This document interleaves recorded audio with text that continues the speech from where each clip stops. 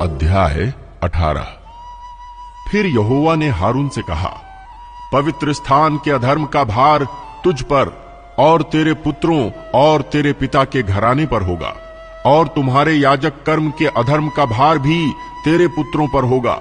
और लेवी का गोत्र अर्थात तेरे मूल पुरुष के गोत्र वाले जो तेरे भाई हैं, उनको भी अपने साथ ले आया कर, और वे तुझसे मिल जाएं और तेरी सेवा टहल किया करें। परंतु साक्षी पत्र के तंबू के सामने तू और तेरे पुत्र ही आया करें। जो तुझे सौंपा गया है उसकी और सारे तंबू की भी वे रक्षा किया करें, परंतु पवित्र स्थान के पात्रों के और वेदी के समीप ना आए।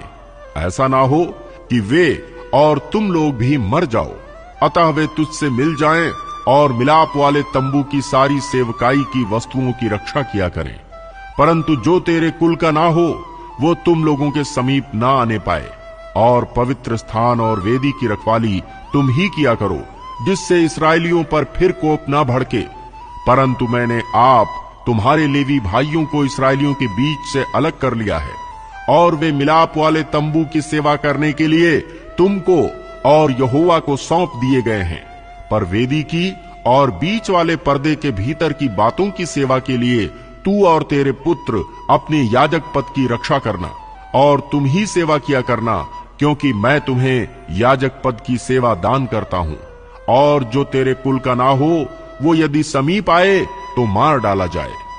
फिर यहोवा ने हारून से कहा, सुन, मैं आप तुझको उठाई हुई भेंटें सौंप देता हूं, अर्थात इसराइलियों की पवित्र की हुई वस्तुएं जितनी हों उन्हें मैं तेरा अभिषेक वाला भाग ठहराकर तुझे और तेरे पुत्रों को सदा का हक करके दे देता हूं। जो परम पवित्र वस्तुएं आग में होम न की जाएंगी वे तेरी ही ठहरे, अर्थात इसराइलियों के सब चढ़ावों में से उनके सब अन्न बलि, सब पाप बलि और सब दोष बलि जो वे मुझको दें, वो तेरे और तेरे पुत्रों के लिए परम पवित्र ठहरे।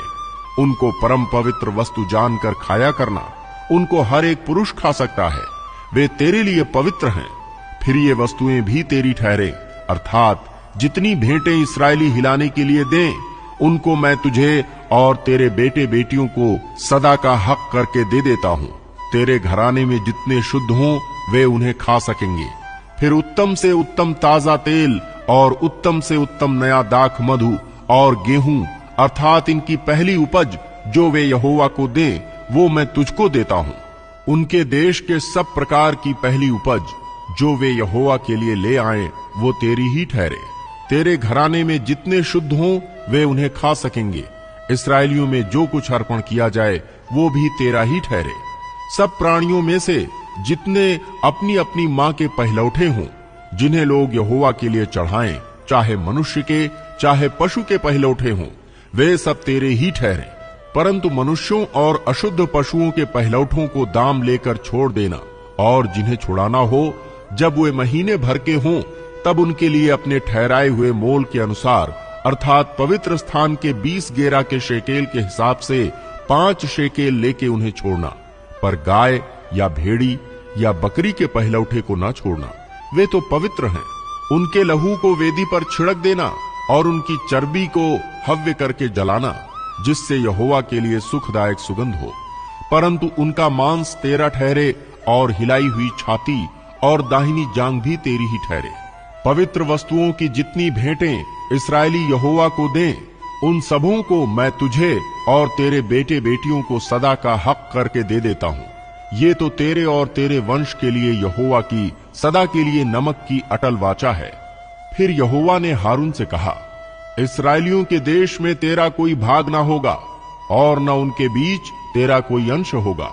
उनके बीच तेरा भाग और तेरा अंश मैं ही हूं। फिर मिलाप वाले तंबू की जो सेवा लेवी करते हैं, उसके बदले मैं उनको इसराइलियों का सब दशमांश उनका निज भाग करके देता हूं। और भविष्य में इसराइली मिलाप वाले तंबू के समीप ना आए।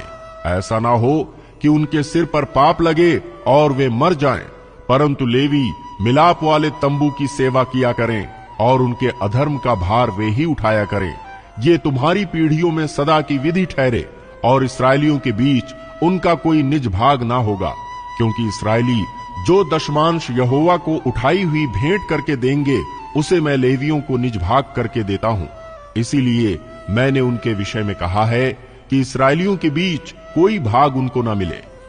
फिर यहोवा ने मूसा से कहा, तू लेवियों से कह कि जब जब तुम इस्राएलियों के हाथ से वो दशमांश लो जिसे यहोवा तुमको तुम्हारा निज भाग करके उनसे दिलाता है, तब तब उसमें से यहोवा के लिए एक उठाई हुई भेंट करके दशमांश का दशमांश देना।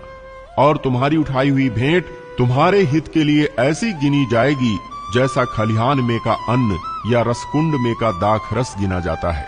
इस रीति तुम भी अपने सब दशमांशों में से जो इस्राएलियों की ओर से पाओगे यहोवा को एक उठाई हुई भेंट देना। और यहोवा की ये उठाई हुई भेंट हारून याजक को दिया करना।